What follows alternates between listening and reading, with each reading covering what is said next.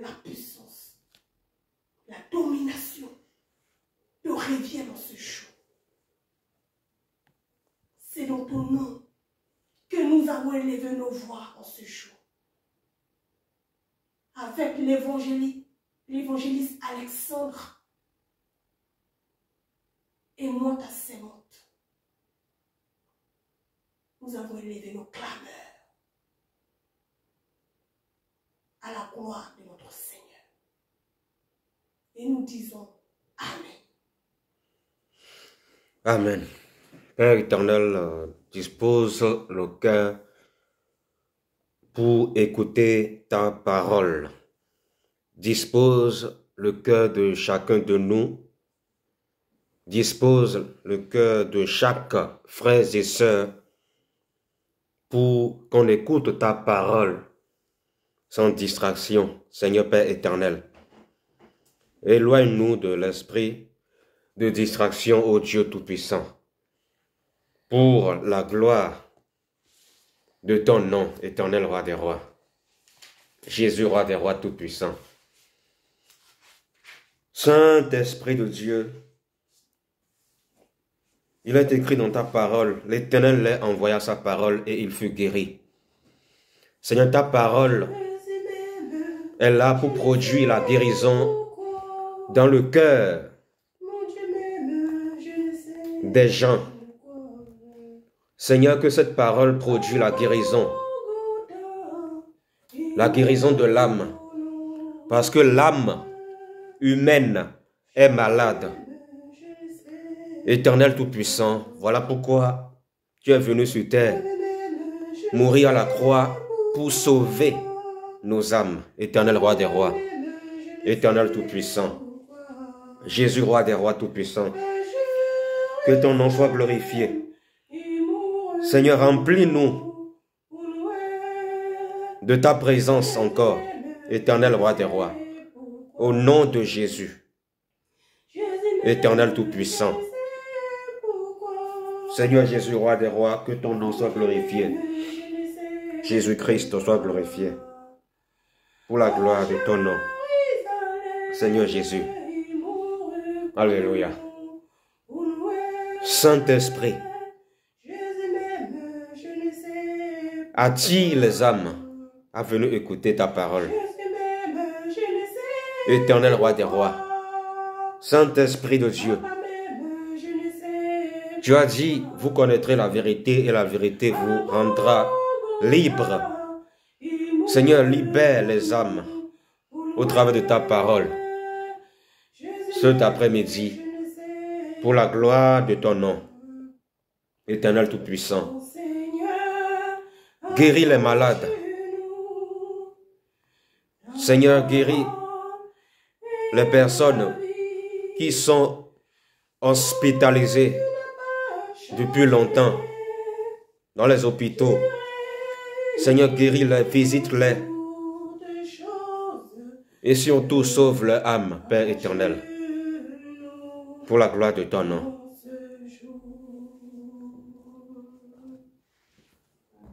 Amen. Nous allons aller dans Luc 10, verset 38 à 42. Nous allons parler de l'esprit de Marthe. Luc chapitre 10, verset 38 à 42.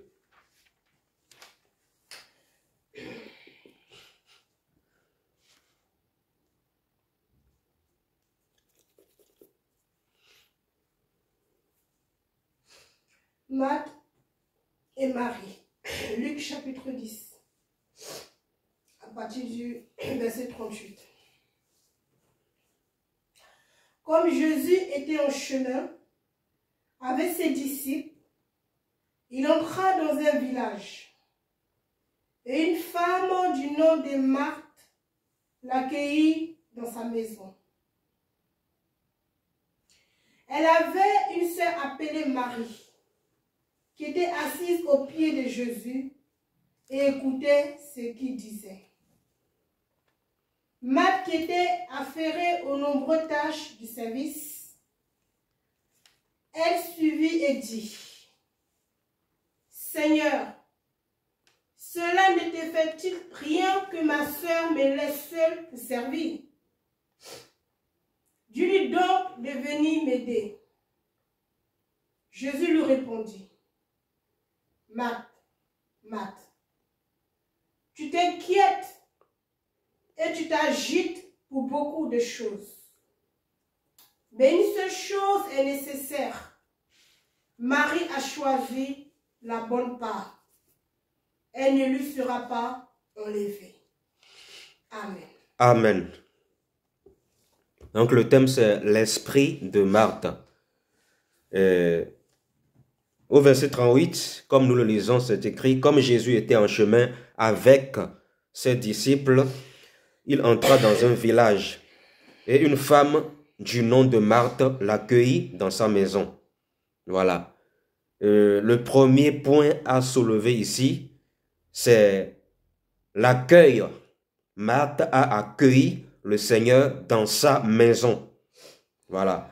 Et dans ce contexte-là, la maison, voilà, c'était une maison bâtiment, c'était une maison, voilà, une maison physique, un bâtiment en fait. Voilà. Mais, voilà, depuis la mort et la résurrection de Jésus-Christ, nous sommes la maison de Dieu. Notre corps est la maison de Dieu. Voilà, nous sommes la maison de Dieu. La maison de Dieu n'est plus un bâtiment aujourd'hui, mais la maison de Dieu, c'est nous-mêmes. Selon Hébreux chapitre 3, versets 4 à 6 là-bas. Et quand nous venons au Seigneur, voilà, nous venons au Seigneur, bon, le Seigneur nous parle. D'abord, avant de venir au Seigneur, bon, le Seigneur nous parle parce que c'est le Seigneur qui nous attire à lui. Voilà. Et le Seigneur nous attire à lui, en fait. Le Seigneur nous parle, il frappe à la porte de notre cœur pour entrer. Et c'est à nous de lui ouvrir notre cœur. Donc, le premier point, c'est l'accueil. Nous accueillons le Seigneur. Voilà, nous accueillons le Seigneur dans notre maison. C'est-à-dire, nous accueillons le Seigneur dans notre cœur. Et l'Esprit du Seigneur vient en nous. Mais le tout ne s'arrête pas là. C'est-à-dire, il ne suffit pas d'accueillir le Seigneur dans son cœur et tout s'arrête là. Ça ne suffit pas. Parce que nous devons veiller pour ne pas tomber dans la distraction. Le problème de Marthe, ici, dans le passage que nous avons lu, le problème de Marthe est qu'elle était distraite. Voilà, elle a accueilli le Seigneur dans sa maison et le Seigneur est venu dans sa maison. Le Seigneur est venu. Mais quand le Seigneur vient quelque part, c'est pour nous bénir par sa parole. Parce qu'il n'y a pas de bénédiction sans l'écoute de la parole de Dieu. Donc, quand le Seigneur est venu dans la maison de Marthe, qui a accueilli le Seigneur, le problème de Marthe, c'est que Marthe était distraite. Voilà. Elle était influencée par un esprit de distraction. Voilà. Elle était occupée aux différentes tâches. Elle était occupée aux nombreuses tâches du service dans la maison. Voilà, les travaux domestiques, tout ça là, servir le Seigneur, faire à manger au Seigneur, tout ça, c'est très bon. Mais le Seigneur a dit, le Seigneur n'a pas aimé cela en fait. Le Seigneur n'a pas aimé cette attitude de Marthe. Parce que quand le Seigneur est venu dans sa maison, le Seigneur était en train de parler de la parole de Dieu à Marthe et à Marie, sa sœur. Et Marie écoutait la parole de Dieu de façon concentrée. Elle n'était pas occupée par autre chose. Mais sa sœur Marthe était occupée parce qu'elle voulait servir le Seigneur, donner à manger au Seigneur, faire à manger à la cuisine pour servir le Seigneur, tout ça là. Et le Seigneur, à cause de ça, a fait des reproches à Marthe. Il a dit à Marthe, qui se plaignait du fait que Marie, sa sœur, n'est pas venue l'aider pour le service, tout ça là. Et malgré que Marthe faisait tout ça pour le Seigneur, le Seigneur a dit à Marthe, Marthe, Marthe, tu t'inquiètes et tu t'agites pour beaucoup de choses, mais une seule chose est nécessaire. Marie a choisi la bonne part.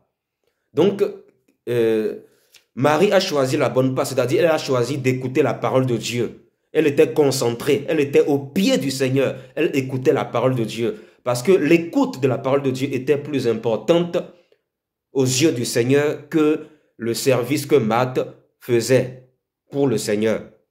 Vous voyez?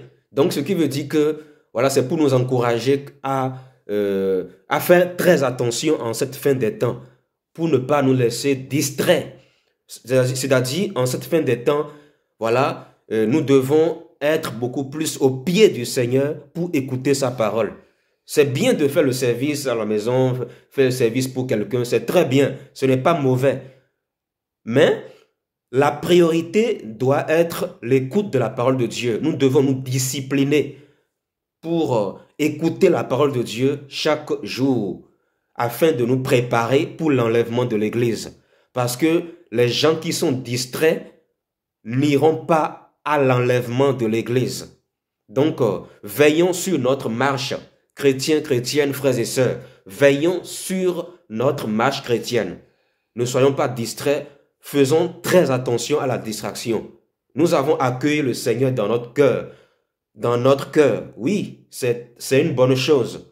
Mais tout ne s'arrête pas là. Nous devons veiller et prier. Nous devons veiller sur notre marche afin de ne pas tomber dans la distraction. Parce que le Seigneur a dit dans Matthieu 6, 33, « Recherchez premièrement le royaume de Dieu et sa justice. » Voilà, donc la priorité, le plus important selon le Seigneur, c'est